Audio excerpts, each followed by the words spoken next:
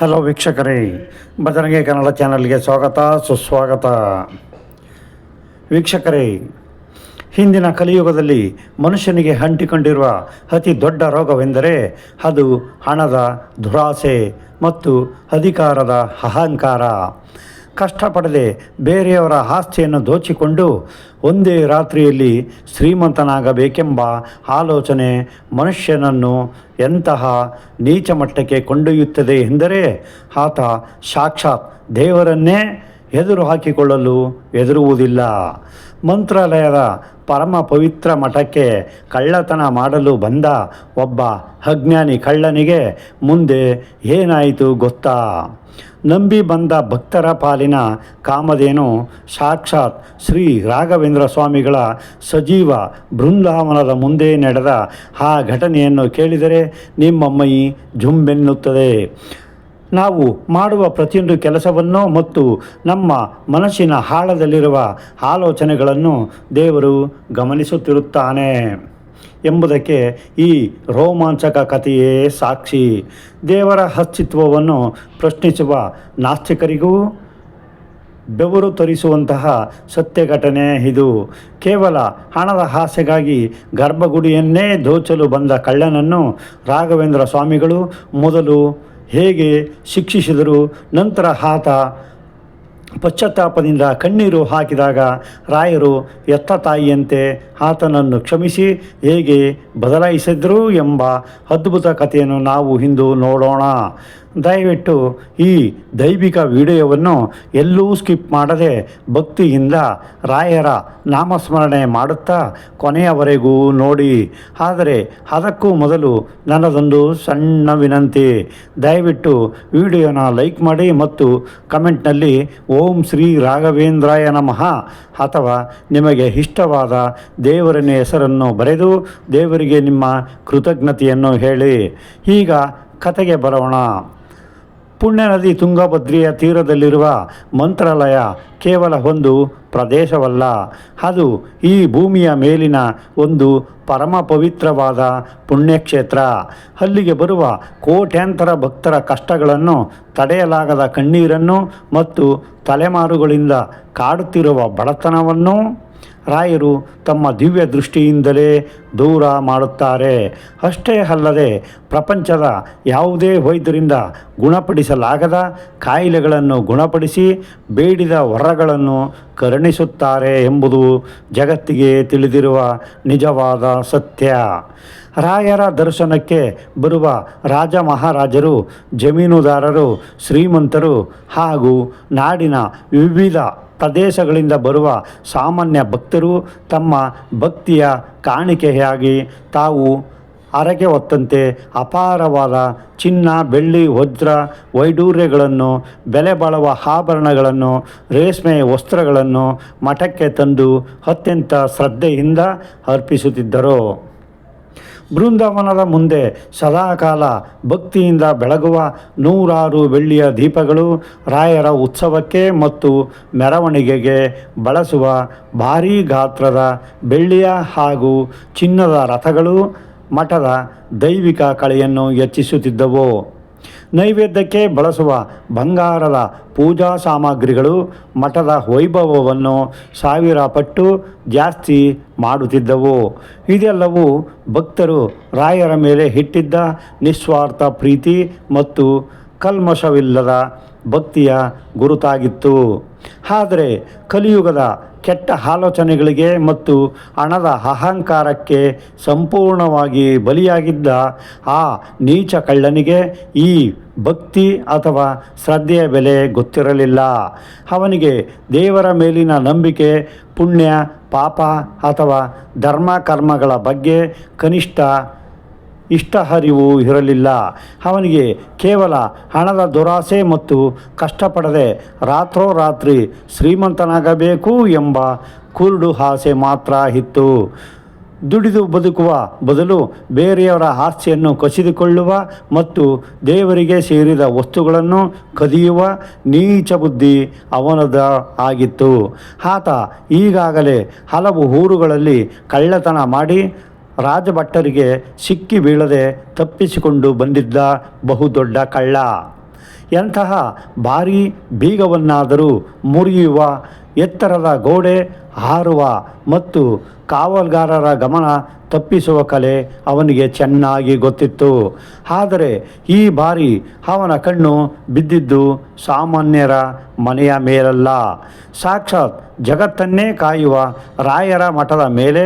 ಹಲವು ದಿನಗಳಿಂದ ಪ್ರತಿದಿನ ಹಗಲಿನ ಹೊತ್ತಿನಲ್ಲಿ ಅತ್ಯಂತ ಮುಗ್ಧ ಭಕ್ತನಂತೆ ವೇಷಧರಿಸಿ ಬರುತ್ತಿದ್ದ.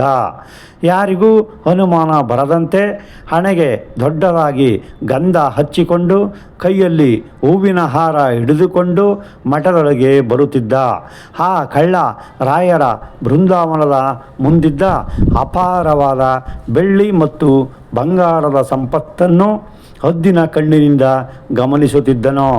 ಯಾವ ಯಾವ ಬೆಲೆ ಬಾಳುವ ವಸ್ತು ಎಲ್ಲಿದೆ, ರಾತ್ರಿ ಹೊತ್ತು ಕಾವಲುಗಾರರು ಎಲ್ಲಿರುತ್ತಾರೆ ಮತ್ತು ಅವರು ಎಷ್ಟು ಗಂಟೆಗೆ ನಿದ್ರೆಗೆ ಜಾರುತ್ತಾರೆ ಎಂಬುದನ್ನು ಆತ ಸೂಕ್ಷ್ಮವಾಗಿ ತಿಳಿದುಕೊಂಡಿದ್ದನು. ಮಠದ ಹಿಂದಿನ ಬಾಗಿಲು ಹೇಗಿದೆ, ಗೋಡೆಯ ಎತ್ತರವೆಷ್ಟು, ಗರ್ಭಗುಡಿಯ ಬೀಗ ಎಂಥದ್ದು ಮತ್ತು ಒಳಗೆ ಹೋಗಿ ಬರಲು ಎಷ್ಟು ನಿಮಿಷ ಬೇಕು ಎಂಬುದನ್ನೆಲ್ಲ ಆತ ಅತ್ಯಂತ ಜಾಣ್ಮೆಯಿಂದ ಲೆಕ್ಕಾಚಾರ ಹಾಕಿದ್ದನು. ಅವನಿಗೆ ಮಠದಲ್ಲಿ ನಡೆಯುವ ಭಜನೆ ಅಥವಾ ವೇದಘೋಷಗಳು ಯಾವುದೂ ಕಿವಿಗೆ ಬೀಳುತ್ತಿರಲಿಲ್ಲ. ಅವನ ಸಂಪೂರ್ಣ ಗಮನ ಕೇವಲ ಅಲ್ಲಿದ್ದ ಬಂಗಾರದ ಮೇಲಿತ್ತು.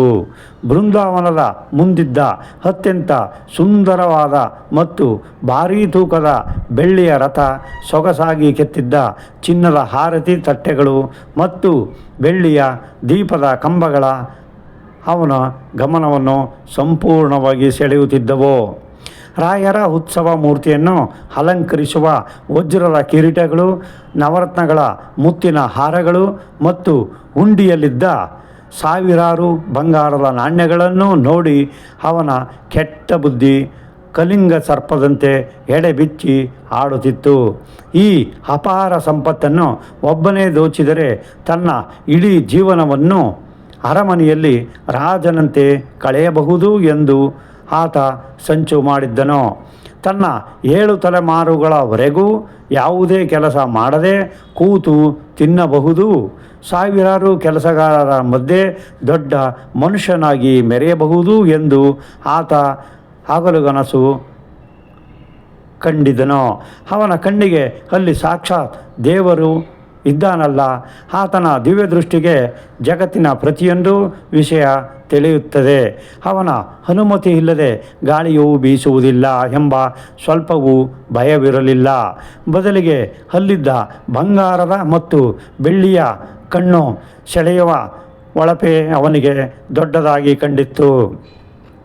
ಅವನ ಪಾಪದ ಕೊಡ ಅಂಚಿನವರೆಗೆ ತುಂಬಲು ಮತ್ತು ಅವನ ಕೆಟ್ಟ ಕಾಲ ಹತ್ತಿರವಾಗಲು ಆರಂಭವಾಗುತ್ತದೆ. ಅದು ಅಮಾವಾಸ್ಯೆಯ ಭಯಾನಕ ರಾತ್ರಿ.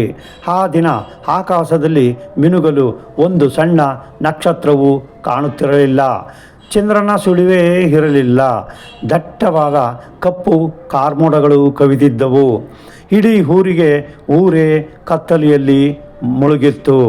ಮಂತ್ರಾಲಯದ ಪವಿತ್ರ ಭೂಮಿಯಲ್ಲಿ ಭಕ್ತರು, ಮಠದ ಅರ್ಚಕರು ಮತ್ತು ಊರಿನ ಜನರೆಲ್ಲರೂ ದಿನವಿಡೀ ಮಾಡಿದ ಸೇವೆ ಮತ್ತು ಕಠಿಣ ಕೆಲಸದ ಆಯಾಸ ಮರೆತು ಗಾಢವಾದ ನಿದ್ರೆಯಲ್ಲಿದ್ದರು. ಇಡೀ ವಾತಾವರಣದಲ್ಲಿ ಭಯ ಹುಟ್ಟಿಸುವಂತಹ ಮೌನ ಆವರಿಸಿತ್ತು. ಕೇವಲ ತುಂಗಭದ್ರಾ ನದಿಯ ನೀರು ದೊಡ್ಡ ದೊಡ್ಡ ಕಲ್ಲಿನ ಬಂಡೆಗಳಿಗೆ ಬಡಿದು ಹರಿಯುವ ಜುಳುಜುಳು ಸದ್ದು, ಮೈ ನಡುಗಿಸುವಂತಹ ಚಳಿಯ ಗಾಳಿ, ಮರಗಳ ಒಣಗಿದ ಎಲೆಗಳು ಉದುರುವ ಶಬ್ದ ಮತ್ತು ದಟ್ಟವಾದ ಕಾಡಿನ ಮರಗಳಿಂದ ಕೇಳಿಬರುವ ಗೋವಿಯ ಕೂಗು ಮಾತ್ರ ಆ ಭೀಕರ ರಾತ್ರಿಯ ಮೌನವನ್ನು ಮುರಿಯುತ್ತಿದ್ದವು. ಕಳ್ಳತನ ಮಾಡಲು ಇದೇ ಅತ್ಯಂತ ಸರಿಯಾದ ಸಮಯ ಎಂದು ನಿರ್ಧರಿಸಿದ ಆ ಕಳ್ಳ ಸಂಪೂರ್ಣವಾಗಿ ಕಪ್ಪು ಬಟ್ಟೆ ಧರಿಸಿ ಮುಖಕ್ಕೆ ಬಟ್ಟೆ ಕಟ್ಟಿಕೊಂಡು ಸಿದ್ಧನಾದನು. ತನ್ನ ಸೊಂಟಕ್ಕೆ ದಪ್ಪನೆಯ ಹಗ್ಗ ಮತ್ತು ಬೀಗ ಒಡೆಯುವ, ಕಂಬಿ ಕತ್ತರಿಸುವ ಭಾರವಾದ ಕಬ್ಬಿಣದ ಆಯುಧಗಳನ್ನು ಕಟ್ಟಿಕೊಂಡು ಹೊರಟನು. ಕಾಡಿನಲ್ಲಿ ಬೇಟೆಯಾಡುವ ಮುನ್ನ ಹೊಂಚು ಹಾಕುವ ಹುಲಿಯಂತೆ ಅತ್ಯಂತ ಮೃದುವಾಗಿ ಹೆಜ್ಜೆ ಹಾಕುತ್ತಾ ಸದ್ದಿಲ್ಲದೆ ಮಠದ ಎತ್ತರವಾದ ಕಾಂಪೌಂಡ್ ಬಳಿ ಬಂದನು. ತಾನು ತಂದಿದ್ದ ಹಗ್ಗದ ಸಹಾಯದಿಂದ ಗೋಡೆಯನ್ನು ಸರಸರನೆ ಹತ್ತಿ ಅಂಗಳದ ಒಳಗೆ ಒಂದು ಸಣ್ಣ ಸದ್ದು ಕೂಡ ಮಾಡದೆ ಜಿಗಿಯುತ್ತಾನೆ. ಅವನ ಕಣ್ಣುಗಳಲ್ಲಿ ಕೇವಲ ಆಸೆ, ದುರಾಸೆ ಮತ್ತು ಸಂಪತ್ತನ್ನು ಅಪಹರಿಸುವ ಉದ್ದೇಶ ಮಾತ್ರ ತುಂಬಿತ್ತು. ಹೃದಯ ಬಡಿತ ವಿಪರೀತವಾಗಿ ವೇಗವಾಗಿತ್ತು. ಎಲ್ಲಿ ಯಾರಾದರೂ ಭಕ್ತರು ಎಚ್ಚರಗೊಂಡು ಬಿಡುತ್ತಾರೋ, ಎಲ್ಲಿ ಕಾವಲುಗಾರರ ಕಣ್ಣಿಗೆ ಬಿದ್ದು ಬಿಡುತ್ತಾನೋ, ಊರ ನಾಯಿಗಳು ಬೊಗಳಿ ತನ್ನನ್ನು ಹಿಡಿದುಕೊಡುತ್ತವೆಯೇ ಎಂದು ಪದೇ ಪದೇ ಬೆವರುತ್ತಾ ಉಸಿರು ಬಿಗಿ ಹಿಡಿದುಕೊಂಡು ಗಾಳಿಯ ಸಣ್ಣ ಸದ್ದಿಗೂ ಬೆಚ್ಚಿ ಬೀಳುತ್ತಾ ಸುತ್ತಲೂ ಕಣ್ಣಾಡಿಸುತ್ತಾ ಗರ್ಭಗುಡಿಯ ಬಾಗಿಲಿನತ್ತ ಅತ್ಯಂತ ಎಚ್ಚರದಿಂದ ಹೆಜ್ಜೆ ಹಾಕುತ್ತಾನೆ.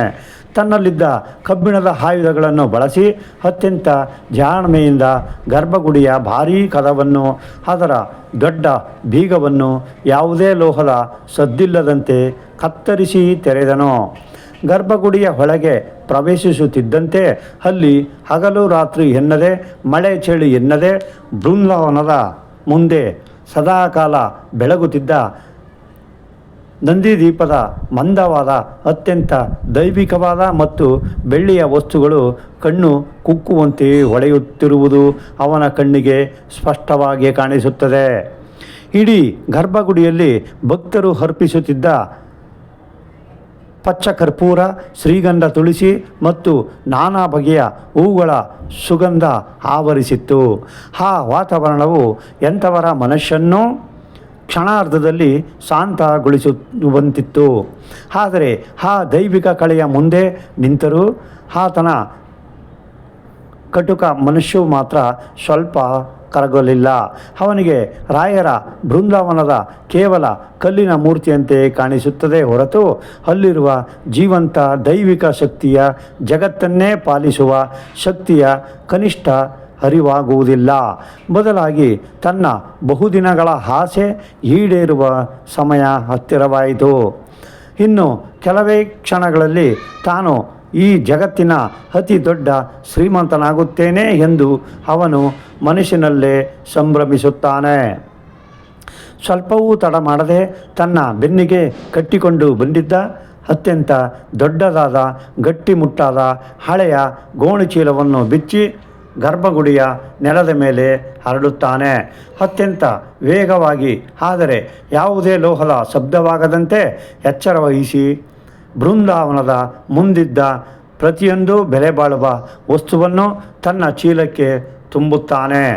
ಭಕ್ತರು ಹರಕೆ ಹೊತ್ತು ನೀಡಿದ ಚಿನ್ನದ ಆಭರಣಗಳನ್ನು, ಬೆಳ್ಳಿಯ ಪಾತ್ರೆಗಳನ್ನು, ದೇವರ ನೈವೇದ್ಯದ ಬೆಳ್ಳಿಯ ಬಟ್ಟಲುಗಳನ್ನು, ಬೆಳ್ಳಿಯ ದೀಪದ ಕಂಬಗಳನ್ನು ಆ ಚೀಲದೊಳಗೆ ರಾಕ್ಷಸನಂತೆ ತುಂಬುತ್ತಾನೆ. ಅವನ ಕೈಗಳು ನಡುಗುತ್ತಿದ್ದವು, ಉಸಿರಾಟ ವೇಗವಾಗಿತ್ತು, ಹಣೆ ಮತ್ತು ಬೆನ್ನಿನಿಂದ ಬೆವರು ಸುರಿಯುತ್ತಿತ್ತು. ಆದರೂ ಅವನ ಆಸೆ ಮಾತ್ರ ಸ್ವಲ್ಪವೂ ಕಡಿಮೆಯಾಗಲಿಲ್ಲ. ಪ್ರತಿಯೊಂದು ಚಿನ್ನದ ವಸ್ತುವನ್ನು ಚೀಲಕ್ಕೆ ಹಾಕುವಾಗಲೂ ಅವನ ಕಣ್ಣುಗಳಲ್ಲಿ ದುರಾಸೆಯ ಹೊಳಪು ಎದ್ದು ಕಾಣುತ್ತಿತ್ತು. ದೇವಸ್ಥಾನದ ಹುಂಡಿಯಲ್ಲಿದ್ದ ನಾಣ್ಯಗಳನ್ನು ಬಿಡದೆ ನೆಲದ ಮೇಲೆ ಬಿದ್ದಿದ್ದ ಸಣ್ಣ ಬೆಳ್ಳಿಯ ಚೂರುಗಳನ್ನು ಒಂದೂ ಉಳಿಸದಂತೆ ಬಾಚಿಕೊಳ್ಳುತ್ತಾನೆ. ಅವನು ಅದೆಷ್ಟು ಸಂಪತ್ತನ್ನು ತುಂಬಿದ್ದನೆಂದರೆ ಮಠದ ಆ ಎಲ್ಲ ವಸ್ತುಗಳಿಂದ ಮೂಟೆಗಳನ್ನು ಒಬ್ಬನೇ ಎತ್ತಲು ಹೋದಾಗ ಅದನ್ನು ನೆಲದಿಂದ ಒಂದು ಇಂಚು ಅಲುಗಾಡಿಸಲು ಅಥವಾ ಸ್ವಲ್ಪ ಎಳೆಯಲು ಕೂಡ ಸಾಧ್ಯವಾಗದಷ್ಟು ಅದು ಭಾರೀ ತೂಕವಾಗಿತ್ತು. ಗರ್ಭಗುಡಿಯಲ್ಲಿದ್ದ ಪ್ರತಿಯೊಂದು ಬೆಲೆ ಬಾಳುವ ವಸ್ತುವನ್ನು ಕದ್ದಾಯಿತು.